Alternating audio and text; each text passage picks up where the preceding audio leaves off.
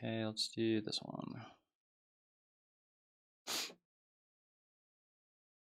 Okay, move zeros, Leetcode 283, Leetcode easy. Given an integer array nums, move all zeros to the end of it while maintaining the relative order of non-zero elements. Okay. Must be done in place without making a copy. Okay, so looking at this example, we just have 1, 3, 12, and then the 2 zeros.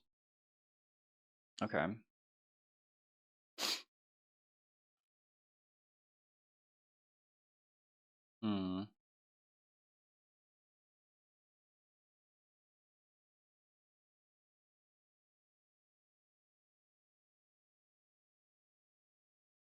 All right, so do that.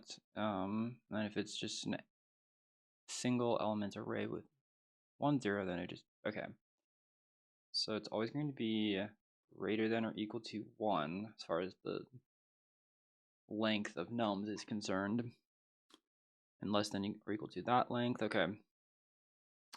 And the numbers themselves can be extremely large or extremely big. Okay. And they're telling us to try to minimize the total number of operations. Okay, I mean, it seems like we can't use any abstractions here, like JavaScript iteration abstraction. So it seems like we need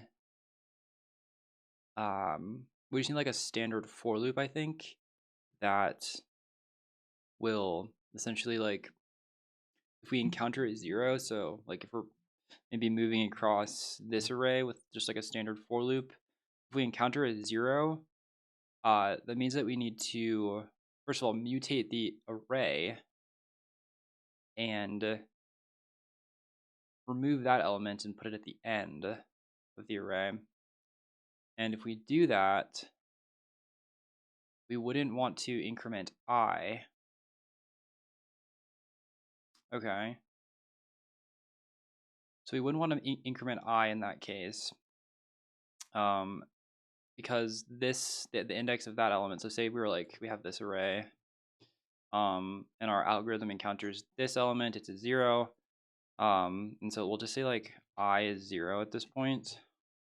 We need to mutate this array. So maybe just like splicing out that element. So like splice it and just push it into the end of the array. And now there's the element at index I is 1, which is not a 0. So we wouldn't have any operation for that situation. And then we would move to the next element.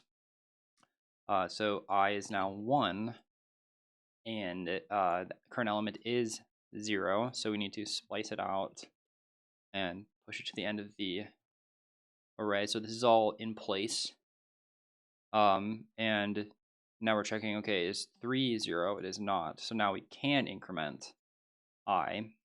Okay. So now I would be 2. We'd be looking at the third element. So 12 is also not 0. And so then we can increment I. Okay.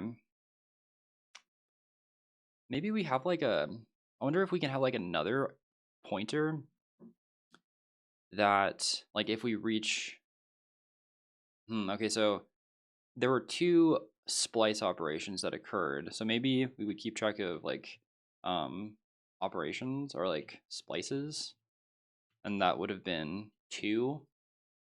So it seems like we would, once we reach, okay, so this is of length 5.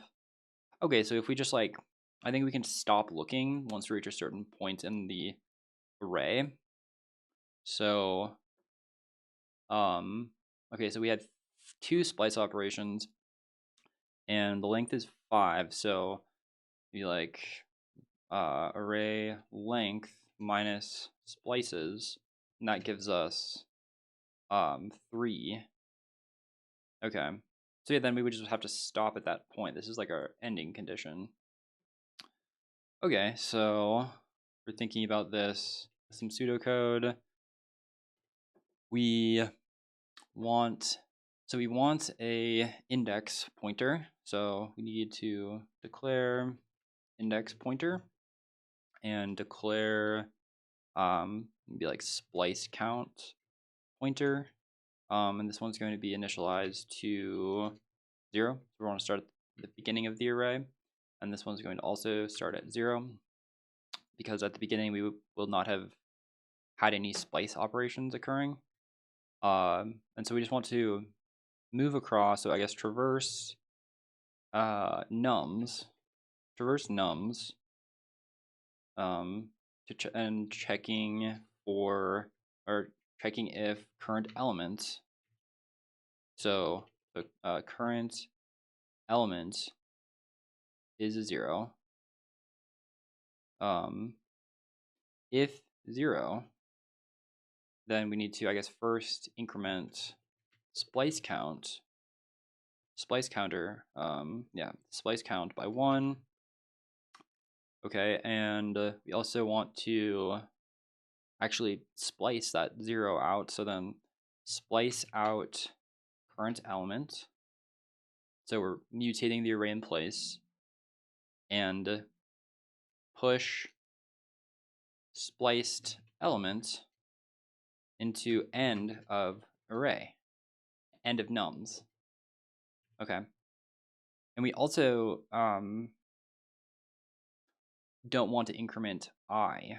So if it's 0, we're not incrementing I, but if non-zero, then we do increment I. Increment index pointer by 1, because that would have meant that, so say we go back to this one, let me just get rid of this stuff for now. So we encounter a 0, so then we're incrementing our splice counter by 1 here, and splicing out the current element, so that's 0, and we're pushing it into the end of the array. Okay, so then I is still 0 here, and we're checking the next one. The current element is not 0, so we can increment index, then move to the next iteration. Okay. All right, so I'm thinking of how I would do this, and I mean, I guess at the end we just want to return mutated nums. Okay. So let's think about how we would do this. All right, so I'm just gonna give myself some room. So first thing was to declare some variables.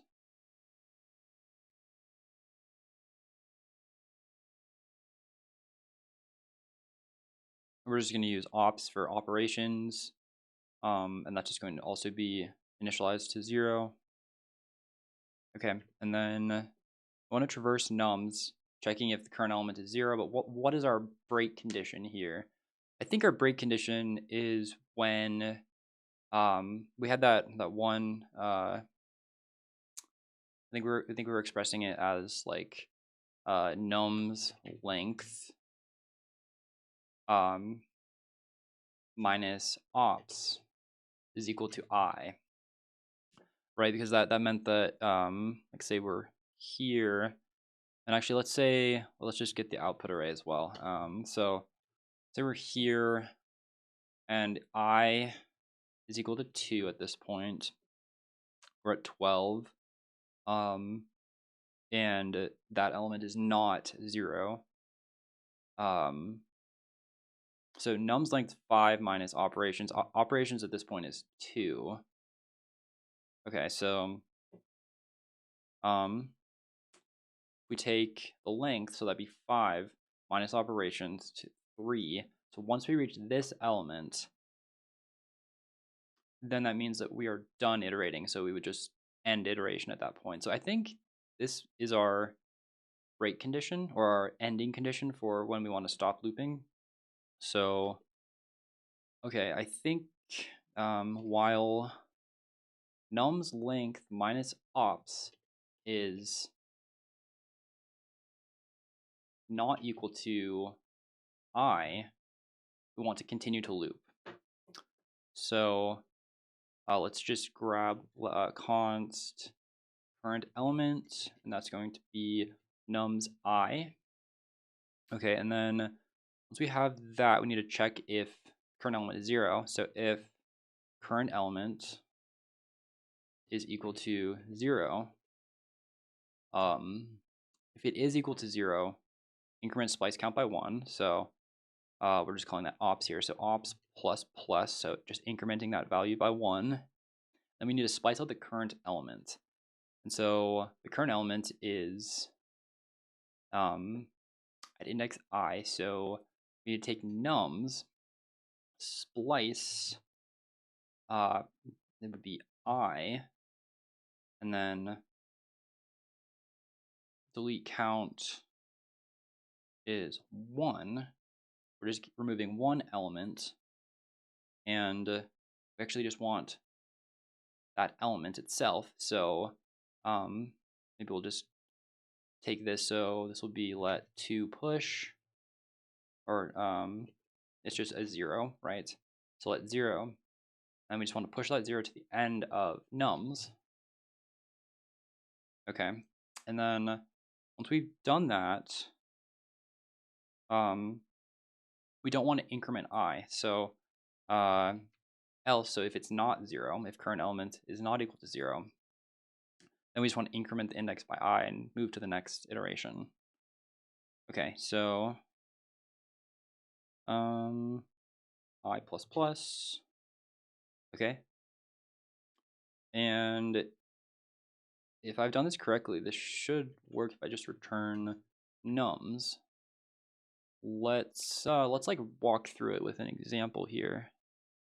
Okay, so just grab this example.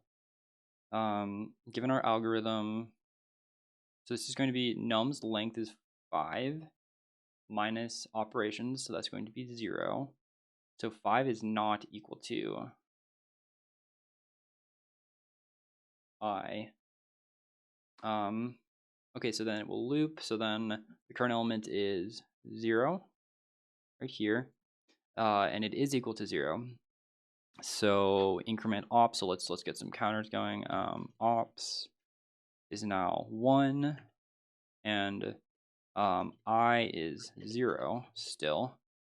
Okay, and then we're splicing out that element, and the return value of this expression is the initial value of 0.